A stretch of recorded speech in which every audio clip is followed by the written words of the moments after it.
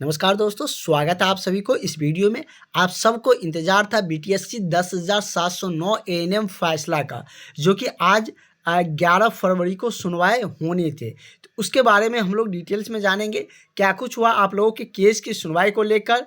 नए डेट तो मिले हैं, लेकिन आज क्या हुआ और कितने आप लोगों के पक्ष में डिसीजन गया है, क्या कुछ इस पर फैसले हुए हैं, इनके बारे में हम लोग जानेंगे। ऑफिशियली नोटिस भी आ चुके हैं और अब आप लोगों को आगे क्या कुछ करना चाहिए, क्या नई वैकेंसी की तरफ जाना चाहिए या इसी का इंतज़ार करना चाहिए, इन बात का भी चर्चा करेंगे हम लोग। तो चलिए हम लोग ऑफिशियली नोटिस पर चलते हैं और वहाँ से समझते हैं कि आखिर क्या कुछ हुआ आज के केस के दौरान। तो जैसे कि आज जो केस का जो सुनवाई था, उसमें ज़्यादा कुछ आप लोगों को देखने को नहीं मिला है। जैसे कि हमने आपको बताए थे कि कॉज लिस्टेड जो सीरियल नंबर है वो अगर नहीं मिलते हैं, अगर ज़्यादा मिलते हैं तो उस दिन केस की सुनवाई नहीं होते हैं।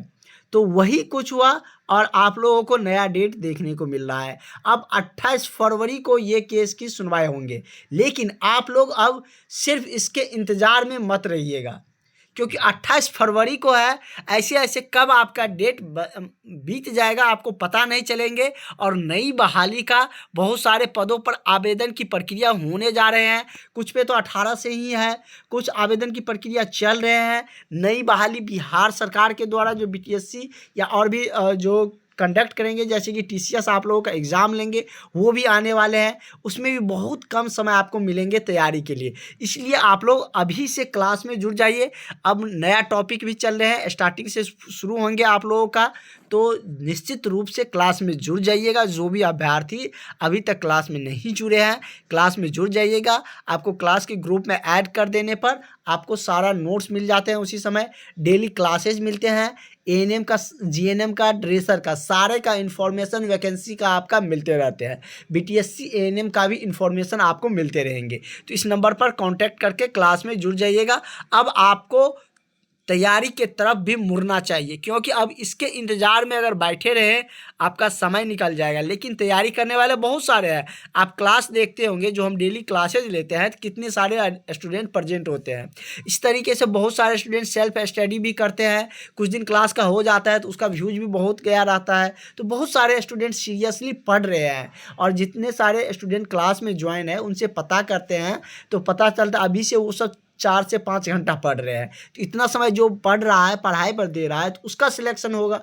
जो नहीं पढ़ रहा है उसका तो नहीं होंगे। आप इसका देख रहे हैं कि क्या हाल है, कि कितना लंबा समय दिया जा रहा है। इस तरीके से 5 डेट और मिल गया था, आपका नई वैकेंसी का सारा कुछ पास हो जाएगा और आपका तैयारी भी नहीं होगा। अगर आप पूरी तरीके से इसी पे डिपेंड होकर अगर आप पूरा इंतज़ार इसी के करते रहेंगे तो आपकी नई वैकेंसी का तैयारी नहीं होंगे, और नई वैकेंसी पर आपको इंतज़ार भी नहीं करना होगा, क्योंकि तैयारी नहीं रहेगा तो आप उसको वेट करके क्या करिएगा।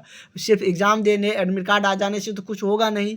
तैयारी बेहतर रहेगा, अच्छा से एग्ज़ाम दीजिएगा, रिजल्ट आएगा, मेरिट लिस्ट तक पहुँचिएगा, तब जाकर आपका जॉब लगेगा। और इतना आसान है नहीं, इस बार बहुत ज़्यादा फॉर्म बढ़ाएगा, कंपटीशन भी रहेंगे, लेकिन वैकेंसी भी ज़्यादा है। इस बात पर भी ध्यान रखिएगा और अपनी तैयारी पर पूरी तरीके से ध्यान रखिए। और जैसे कि आप सबका यदि हम बात करें तो अभी कम्युनिटी हेल्थ नर्सिंग का कुछ क्लासेज हुए हैं। जो भी अभी नहीं क्लास अटेंड कर पाए हैं और क्लास में जुड़ते हैं तो उसको सारे पिछले का क्लास भी मिल जाएंगे। और जो नया सबसे पूछे जाने वाले टॉपिक स्टार्ट होने जा रहे हैं, और उसका स्टार्टिंग से ही आपको नोट्स क्लासेज मिलते रहेंगे। तो आप लोग बिल्कुल भी क्लास, अब एक भी क्लास मिस नहीं करिएगा, क्लास में ज्वाइन हो जाइएगा। अब बीटीएससी एएनएम का हाल देख ही रहे हैं। अब आगे की आप क्या सोचते हैं, अपनी राय भी ज़रूर लिखिएगा।